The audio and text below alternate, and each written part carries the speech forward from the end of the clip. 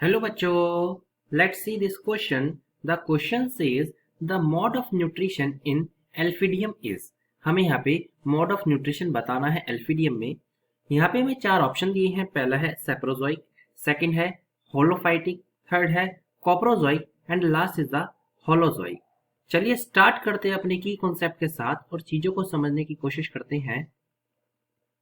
अगर हम पर्टिकुलरली बात करते हैं यानी एल्फिडियम की,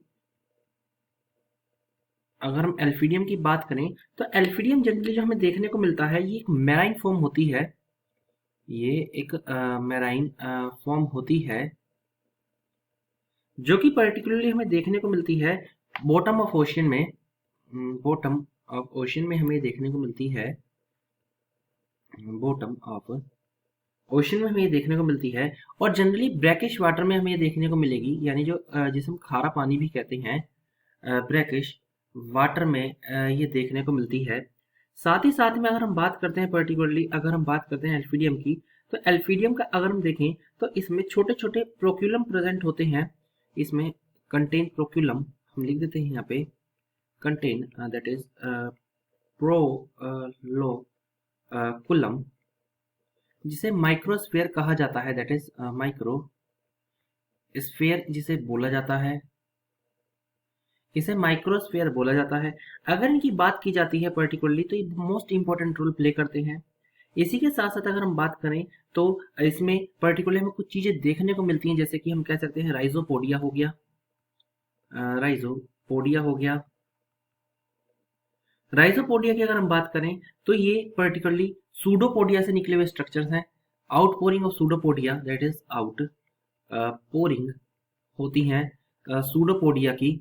और सूडोपोडिया का मेन रोल क्या होता है? सूडोपोडिया का मेन रोल होता है पर्टिकुलरली फूड को कलेक्ट करना। इसका जो मेन रोल है वो होता है आपका फूड कलेक्शन में, यानी फूड को कलेक्ट करना। ये चीज हमने यहाँ पे जानी। अगर हम इसके बारे में थोड़ा और जानते हैं तो अगर हम बात कर रहे हैं यहाँ पे एल्फिडियम की, तो एल्फिडियम जो बेसिकली होते हैं ये आपके डाइमॉर्फिक होते हैं। दैट इज ये आपके डाइमॉर्फिक तरीके से आपको देखने को मिलते हैं। दैट इज डाइमॉर्फिक में दो फॉर्म इसकी आती हैं। फर्स्ट जो आती है इसकी वो आती है मेगालोस्पोरिक, दैट इज मेगालोस्फेरिक, एंड जो सेकंड हमें देखने को मिलती है वो देखने को मिलती है माइक्रोस्फेरिक, दैट इज माइक्रोस्फेरिक।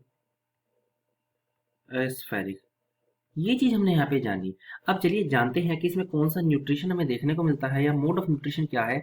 अगर हम मोड ऑफ न्यूट्रिशन की बात करें तो इसमें हमें होलोजोइक न्यूट्रिशन देखने को मिलता है। जी हाँ, होलोजोइक न्यूट्रिशन इसमें देखने को हमें यहाँ पे मिलता है। होलोजोइक न्यूट्रिशन होता क्या है उसके बारे में यहाँ पे जरा थोड़ा हम डिस्कस कर लेते हैं। अगर हम यहाँ पे होलोजोइक न्यूट्रिशन की बात करें तो होलोजोइक न्यूट्रिशन में कुछ स्टेजेस होती हैं। इसमें कौन कौन सी स्टेजेस हैं? जिस सबसे पहले इसमें स्टेज आती है इंजेशन, इंजेशन हो गया, फिर डाइजेशन हो गया, एंड फिर आखिरी में इसमें इजेशन आता है। ये कुछ स्टेजेस इसमें इंक्लूड रहती हैं। तो बात करें अपने राइट आंसर की, the final answer of our question is option number D, that is holozoic. I hope you understood it well. Best of luck.